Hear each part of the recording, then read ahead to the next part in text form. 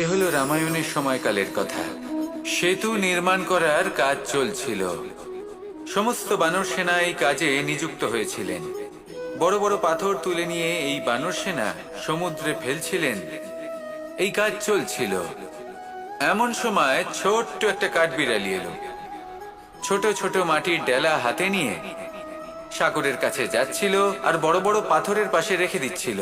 যথাসম্ভব সেখানে রেখে আসছিল। সারা দিন ধরে সে এই পরিশ্রম করেই যাচ্ছিল। এবার শ্রীরাম তার এই কাজ দেখতে পেলেন।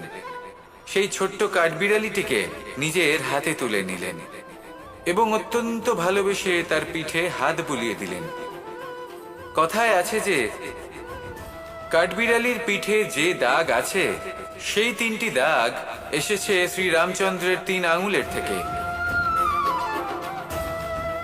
যে কাজ আপনি করছেন তাতে সমস্ত শক্তি প্রয়োগ করুন। যতটা আপনার সামর্থ্য রয়েছে, যতটা আপনার প্রতিভা রয়েছে, সম্পূর্ণভাবে উৎসর্গ করে দিন। ঠিক এমন ভাবে কর্ম করুন। সেই কাঠবিড়ালি কিন্তু তাই করেছিল। সেই জন্য শ্রীরামের সাথে সেও সেই কাহিনীতে অমর হয়ে গেছিল।